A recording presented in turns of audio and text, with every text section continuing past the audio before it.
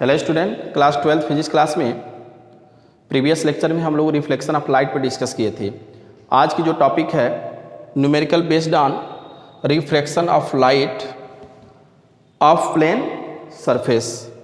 तो उसमें किस तरह से न्यूमेरिकल्स आते हैं, किस प्रकार से क्वेश्चन बोर्ड एग्जाम में आते हैं, अदर कॉम्पिटिटिव एग्जामिनेशन में आते हैं, उससे रिलेटेड क्वेश्चन हम यहाँ पे डिस्कस करते हैं। जिसमें पहला क्वेश्चन है, फर्स्ट क्वेश्चन देखिए कि calculate the critical angle for glass air surface. यानी इसका मतलब है कि एक ग्लास है,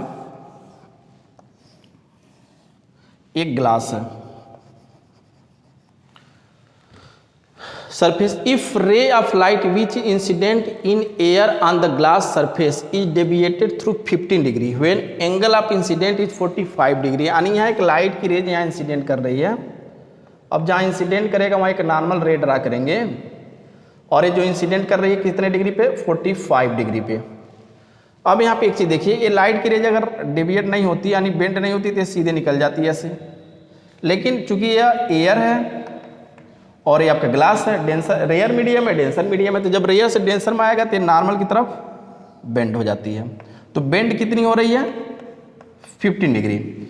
यह आपका हो गया रिफ्लेक्शन एंगल R और ये हो गया I। तो हमें फाइंड क्या करनी है, क्रिटिकल एंगल हमें फाइंड करनी है, थीटा सी की वैल्यू हमें निकालनी है।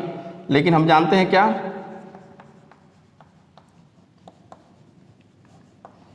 Sign theta c equal to 1/μ, ये फार्मूला होता है क्रिटिकल एंगल का।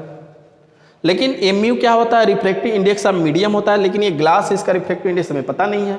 तो रिफ्रैक्टिव इंडेक्स हम कैसे फाइंड करेंगे, तो उसके लिए हम स्नेल्स लॉ जानते हैं क्या, sine i upon sine r from Snell's law, from Snell's law. लेकिन यहाँ पे आई दिया, आर की वैल्यू हमें नहीं पता है। लेकिन फिगर में आप देखें, अगर यह आई है तो यह टोटल अगर डेविएट नहीं होता तो यह टोटल आई के इक्वल होता, लेकिन जो एंगल आई हुआ है वो किसके इक्वल होता है, आर प्लस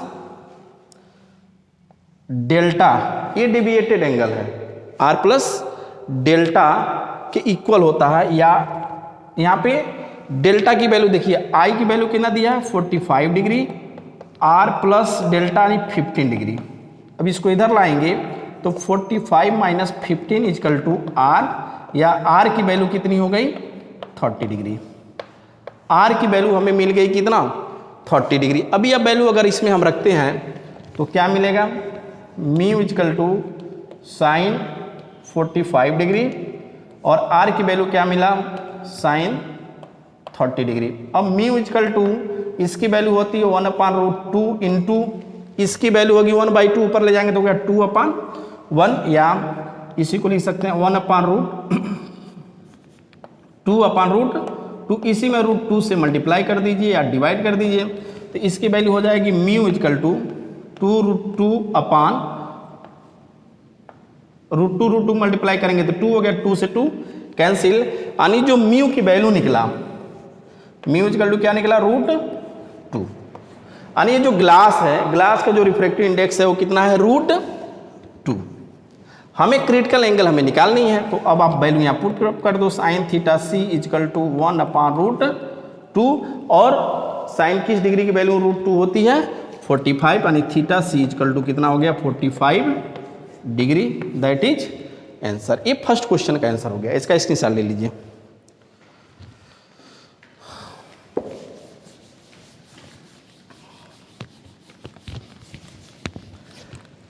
ऐसे ही सेकंड क्वेश्चन दिया है कि इन सिलेंड्रिकल व्हीसल, यानी एक सिलेंड्रिकल व्हीसल है जिसमें 8 सेंटीमीटर हाइट, यानी ये तल से मान लेते हैं 8 सेंटीमीटर तक, ये हाइट है कितना, 8 सेंटीमीटर तक क्या है,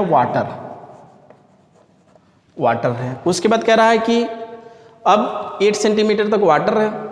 अब यहाँ कह रहा है कि एंड एबव इट आयल, अब ऊपर जो है इसको हम आयल मान लेते हैं, ये आपका आयल है और इसकी हाइट कितनी है, 9.6 सेंटीमीटर। ये कितनी है, fill up height 9.6 centimetre. At what depth will the base of vessel. ठीक है, अब यहाँ पे एक चीज़ देखिए, यह जो रिफ्रैक्टिव इंडेक्स इसका दिया हुआ है, ठीक है, इसके रिफ्रैक्टिव इंडेक्स μ1 ले लेते हैं और इसकी वैल्यू दिया है 1.2 और ए हो गया आपका μ2, इसकी वैल्यू दिया है 4/3। कितना दिया? 4/3। हमें क्या फाइंड करनी है? दो क्वेश्चन है इसमें। ठीक है, पहला कह रहा है कि इसका एपारेंट डेप्थ हमें निकालना है। क्या निकालना है? एपारेंट डेप्थ यानी इसको हम कहते हैं DAPP इक्वल टू, एपारेंट डेप्थ क्या होता है? Real depth upon refractive index of medium. तो यहाँ पे दो मीडियम है, अगर इसका हम रियल डेप्थ निकालते हैं तो इसको हम क्या लिखेंगे? इसको हम लिखेंगे, अब यहाँ पे μ1 है और ये μ2 है, इसकी हाइट को हम मान लेते हैं क्या? D2, और इसके जो डेप्थ है इसको मान लेते हैं D1। तो अगर इसका हम लिखते हैं तो क्या होगा? D1 अपान μ1 प्लस D2 अपान μ2, और भी अगर मीडियम रहते तो उसमें ऐड करते हम चले जाते। अब यहाँ dn की वैल्यू क्या है? देखिए 9.6 अपान 1.2 इक्वल टू D2 की वैल्यू क्या है? प्लस 8 अपान 4/3। इसको जब हम सॉल्व करेंगे तो D एपारेंट की वैल्यू क्या आ जाएगी?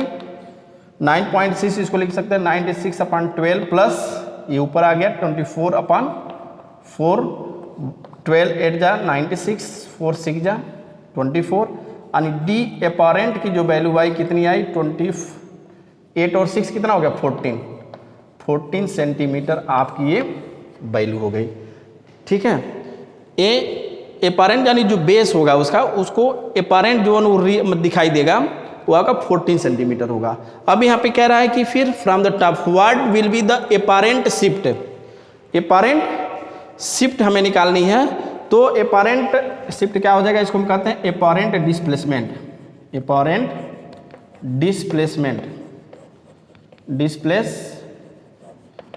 डेल्टा D इक्वल टू क्या होता है? Real depth minus D apparent, ये फार्मूला होता है। अगर डिस्प्लेसमेंट हमें फाइंड करनी है तो इसकी वैल्यू आपकी delta D equal to D minus D apparent होता है। तो delta D equal to real D क्या हो जाएगा? 8 प्लस 9.6 माइनस D एपारेंट की वैल्यू क्या आया है? 14। तो अब इसको अगर आप लिखना चाहें तो क्या लिख सकते हैं? डेल्टा D इक्वल टू कितना हो गया? इसको ऐड कर दीजिए तो 17.6 माइनस 14, या डेल्टा D इक्वल टू कितना हो गया? 3.6 सेंटीमीटर। तो ये आपका एपारेंट शिफ्ट और एपारेंट डेप्थ आपकी इस क्वेश्चन का आंसर हो गया।